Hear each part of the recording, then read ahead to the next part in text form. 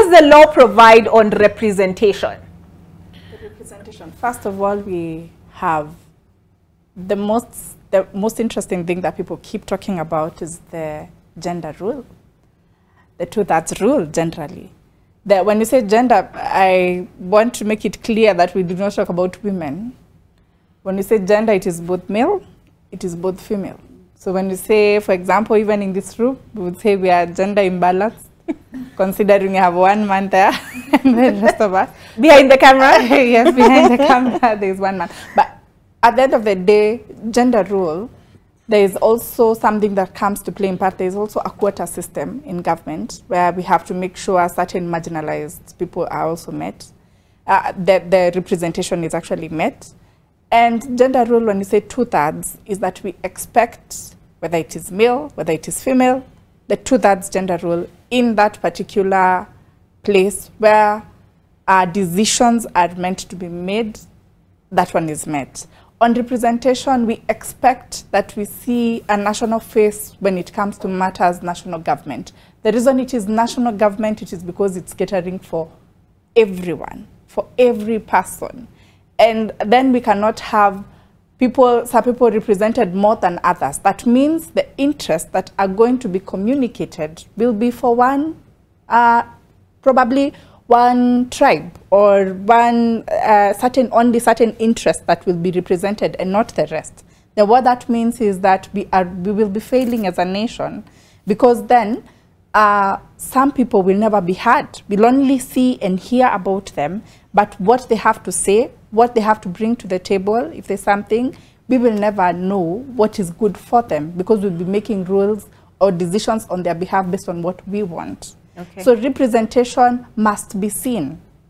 It's not something that has to be behind the cameras. It's not something that has to be, you may attend. So when you hear people complaining that the topmost or the plum jobs are being given to certain tribes, it does not mean that when you come to the board level, the board appointments, the CEO's appointments, the state corporations and people who work there do not include all other, the inclusivity is actually maybe being done there.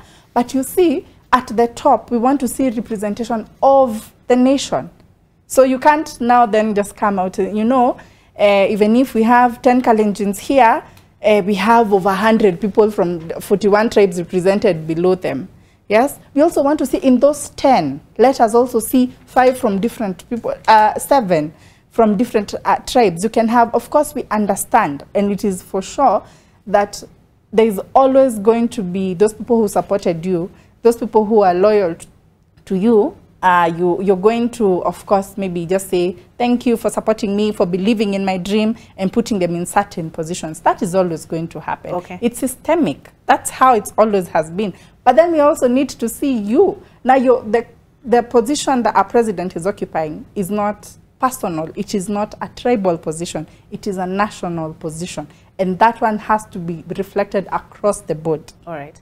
So I hate to cut you short, but I just want to give Achieng a minute as well to make her last remark. Achieng, I have just about a minute. If you could make a concise statement on, you know, is the DP just being a truthful man? They have invested, and you know the saying, you reap where you sow.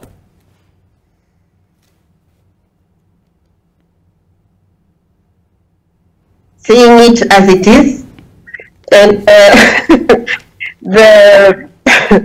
you know, I like Machogu, because in the political space there's this thing about you're given a position, the rest of it tumia akili yako ya kuzaliwa. So Machogu alitumia akili, he became CS education and Kisi topped in exams. So I was just thinking about the other factors why people want to see their own in a place, in a position of influence. So Gachagua is just saying it as it is. We do not like to hear it. The burden for me is on the president, because Gachagua has said it as it is. So the president needs to lead. The president needs to stop playing politics and just take charge of this country, because when he went out to seek for a position of presidency, he had Kenya in mind. He didn't have the Kalenjin and Kikuyu nation in mind, which is why he reached out to the Luhya community, for example. So he must lead the country. Like Celestine has said, he is national leader. This is national government. This is not tribal. He's using all the things he is doing. So he take charge. He must carry all of us with him. At least if he wants to continue taxing us painfully the way he seems to want to, if he wants to continue building the nation, the other reality for him is that he must go through other places, other communities to get to his home, fortunately, the way the country is built, now country versus nation. So yes, he has a country, but he has a nation to build, a sense of nation, it's called nationhood, a sense of nationhood to build. We must all feel a part of it. We must not start looking for ways to avoid tax because it is painful. Because this is where he's going to lead us to. Per diem, for example, I was hoping we'd also talk about taxing per diem for civil servants. And I was just thinking to myself, what civil servants will do is just add a day. So the extra day is what is the tax. People will work smart because it's painful and people don't want to. You don't want to bear it, and you're not seeing results. Okay, all right. There are so many.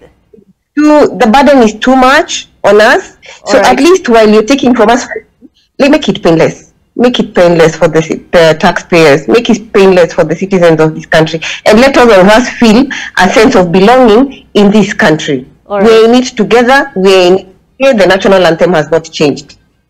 All right, thank you very much, Achieng. Like I said, I'm literally out of time. I'm on borrowed time now. Achieng Osogo, governance and political analyst; Vivian Ta, governance and political analyst; Celestine Jagi, advocate of the High Court of Kenya; NS certified mediator; and Sylvia Mulama.